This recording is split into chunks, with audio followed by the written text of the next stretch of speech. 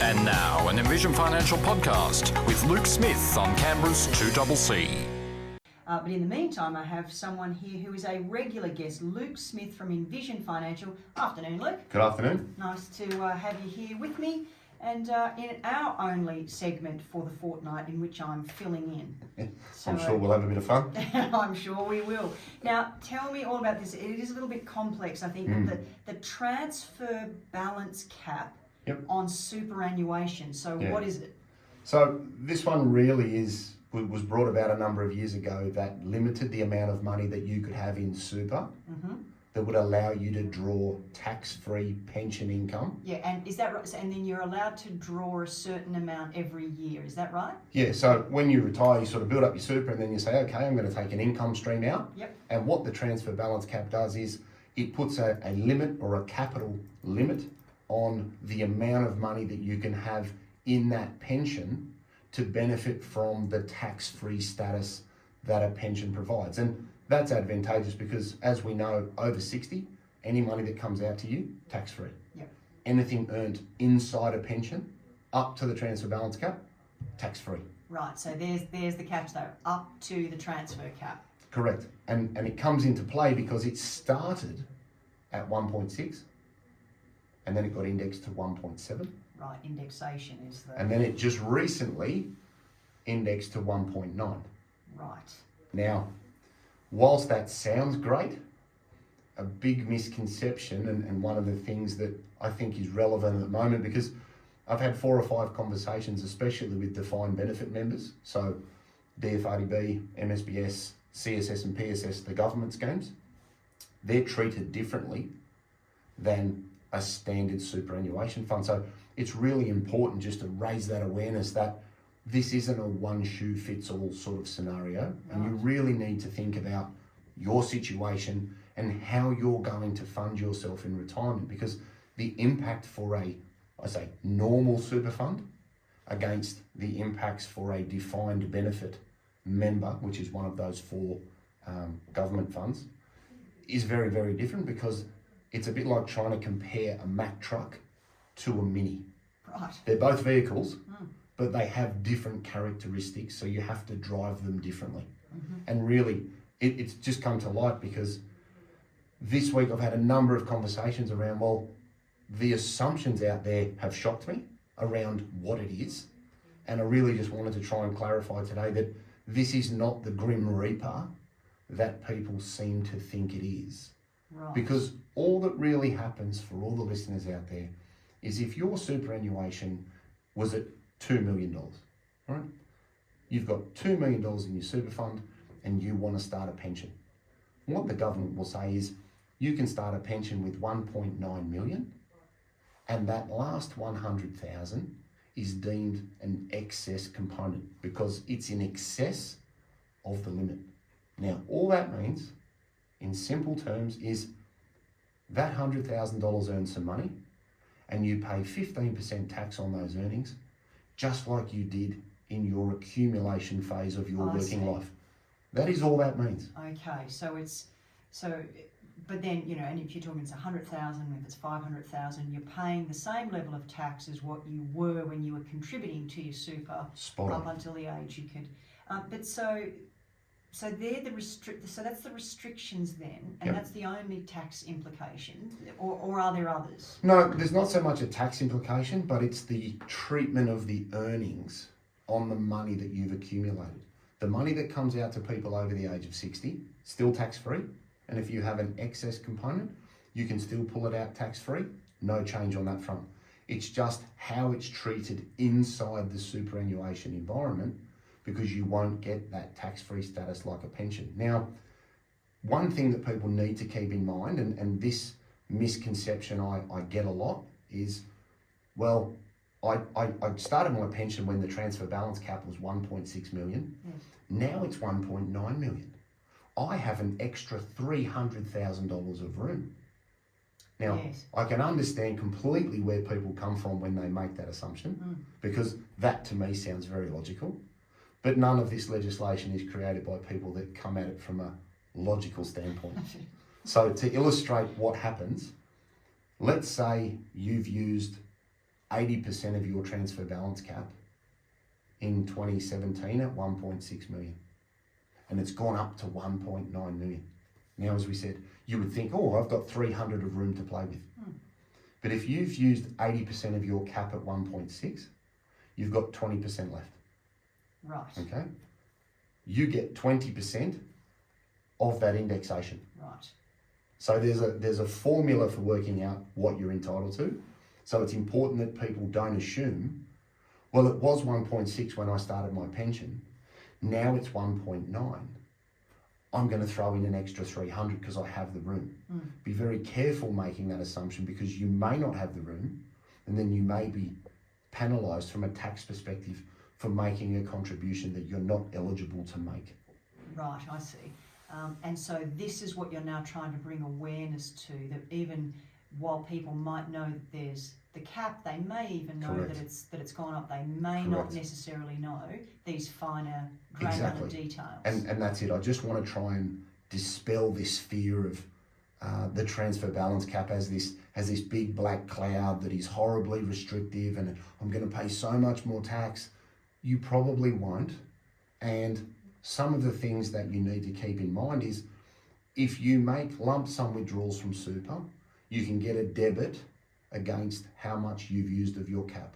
So there's a debit and credit system that applies, a bit like a bank account. I put money in, I take money out. I've used some of my transfer balance cap, I get a credit for some debit I've taken out the money. Right. So it's a living, breathing thing in some situations. You can also use the transition to retirement legislation from your super, and that doesn't get impacted by the transfer balance cap.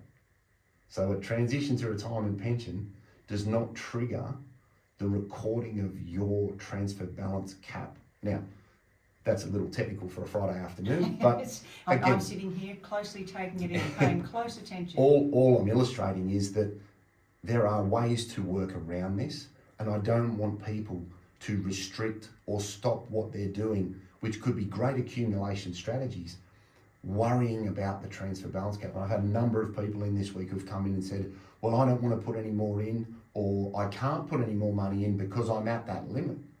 Now, another big misconception there is, I've reached my transfer balance cap. And what that means is you can't put in a tax-free contribution. Right. Okay, it's known as a non-concessional contribution, where, say, you sold an investment property and you wanted to put 300,000 into super and not claim a tax deduction. If you reach your transfer balance cap, you're no longer eligible to do that. What you can always do is make a tax deductible contribution to super. Right. Which we know is the limit of 27,500, and that's the annual limit, which will index to $30,000 from the 1st of July. So keep that in mind. If you've got salary sacrifice in place or you're making contributions, remember that 27,500 jumps to $30,000 from the 1st of July. But even over your transfer balance cap, you can keep making salary sacrifice contributions or personal deductible contributions, or use the catch-up concessional contributions, which means you go back and look at what you haven't used, where it's eligible for you, and make those contributions. If you do reach your limit, you can keep making salary sacrifice contributions on an annual basis and keep managing your tax and building your super, even though you've reached the transfer balance cap. So even if you reach the cap, it is still advantageous from a tax point of view to continue to make those contributions, even though it is over and above that cap. It's still better for you tax-wise. Exactly, because an example there could be that you earn $150,000 working in the government, make up a job, and you pay tax at 39 cents in the dollar. If you put $10,000 into super, you pay 15% instead of 39. So you're exactly right. It's advantageous for you to make contributions to bolster your retirement capital. You also get tax deductions along the way for doing it each year that you do it. And then what if you got to retirement, went to start a pension, and in that example had $2 million in super? All you do is take out $100,000 as a lump sum, tax-free over 60, put it into your spouse's super, and use their transfer balance cap to start a pension, which could be completely tax-free if you've reached your limit. So again, don't be scared about what could or couldn't be. Find out, because there are a number of strategies that we can use to try and maximise the tax efficiency of the benefit that you draw when you do reach retirement. Don't penalise yourself unduly thinking that the transfer balance cap is going to get you when there are ways to get around the tax implications of what you do. And okay, and from a legislative point of view, it's advantageous to the government as well, because they're saying, okay, we'll let you have this threshold as such, this cap, but then when you go over and above, well, we're going to take our percentage of the tax as well. So it's there's something in it for them too. And this isn't new, right? So it used to be called a reasonable benefit limit. Right. In the early 2000s, we had reasonable benefit limits, which was exactly the same thing by a different name. And then the government at the time said, oh no, we're going to do you all a favour and get rid of that. And then a couple of years later, they went, oh, here's a transfer balance cap, which was just a different coloured apple. Yeah. So it wasn't new. No. But again, there's always ways to work around it.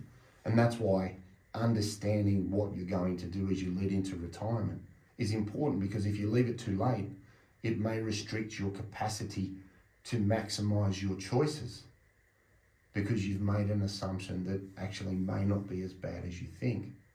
I've had 4 or 5 people come in this week and raise this issue, and I thought it was quite topical, so hence it's today's chat. Okay, so options and strategies when the caps are exceeded. So maybe we should take a break and get back and touch on those. Cool, Okay, let's do it. Terrific. Luke Smith with us from Envision Financial.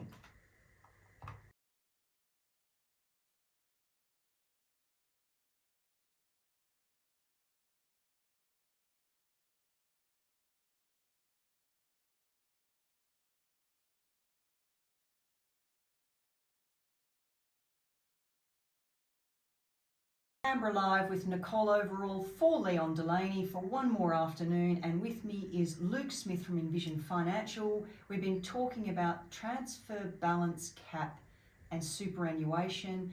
Luke's given us a great overview on that it's really not a big bad ogre to be frightened of. You can actually use it to your advantage. So give us now, Luke, the options and strategies if you do exceed your cap. Yeah, so as we said before the ad break, I think it's important to remember, where am I going to save my money? So if you do exceed your transfer balance cap, remember that once you've met a condition of release, i.e. I quit my job, I'm over 60 and I can go to my super fund and say, hey, I've met all the criteria to say I've retired. You can pull out the excess over the transfer balance cap, and you could use that money to make a tax-free contribution into a spouse's name. Right. Because they may not have reached their transfer balance cap. Right. Which means they could use your money to start a pension in their name. That's a good option. And pay no tax. The other big advantage there is that... Provided that you like your spouse. Well, it depends how long you like them for, exactly right.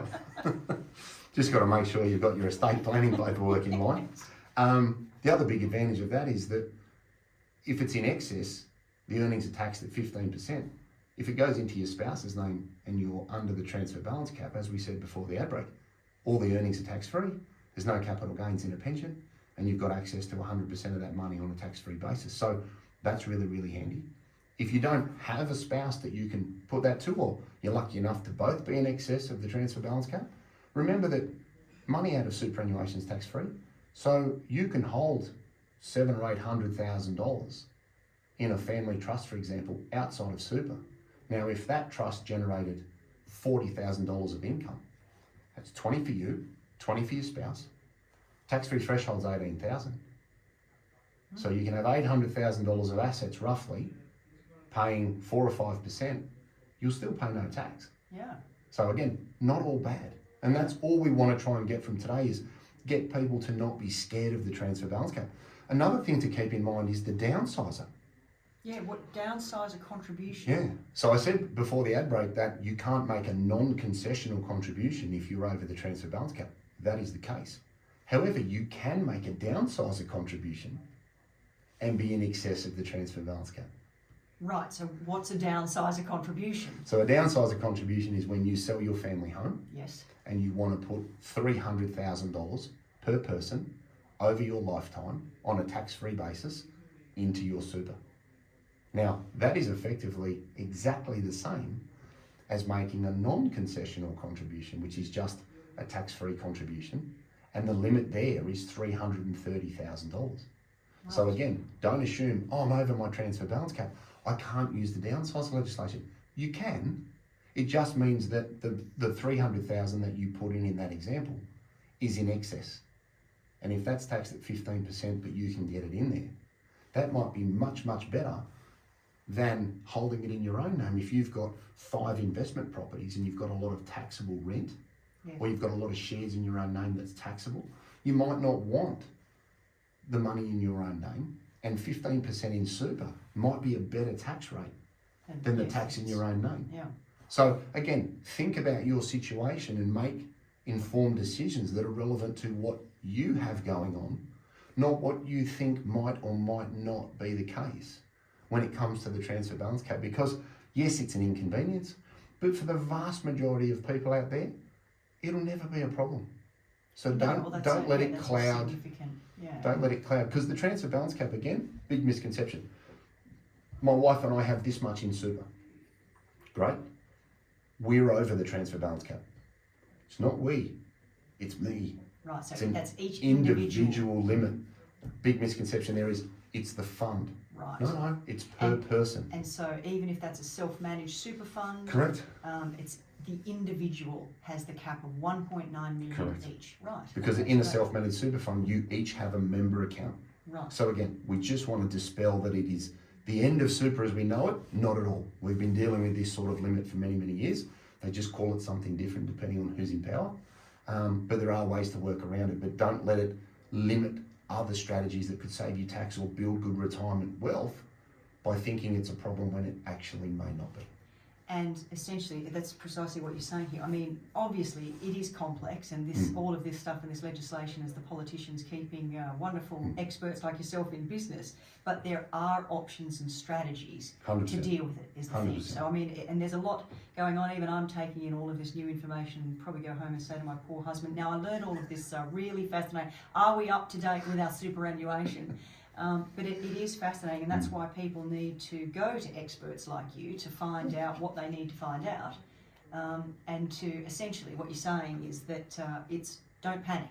Yeah. It's all going to be okay, and you can use it to your advantage. Yeah, don't assume that you can't do something because that might be costing you other tax savings and other benefits. I hate finding out, and this show came about because I was sick of people coming in making assumptions too late in life. And Yes, this is how this show started. Yeah, right. You know, to try and dispel those myths. Okay. And this is just another myth that we can dispel, that it's not the Grim Reaper that ends everything. Good on Do you. what's right for you. Okay, couple of 30 seconds left. So tell us, how can they find out more, Luke? Yeah, so office number is still 6260-4749. We've got envisionfinancial.com.au on the internet. That's Envision with an E. We've got the Strategy Stacker Luke Talks Money on iTunes and Spotify as the podcast. We've got the Strategy Stacker. We've got the handle on TikTok. We've got Envision Financial Canberra on YouTube, where you can watch it on your phone. And all of these types of strategic considerations are in the book, Smart Money Strategy, Your Ultimate Guide to Financial Planning. Good on you. Luke Smith from Envision Financial. It's been a very eye-opening afternoon for me. Thanks for joining us. Thanks for having me.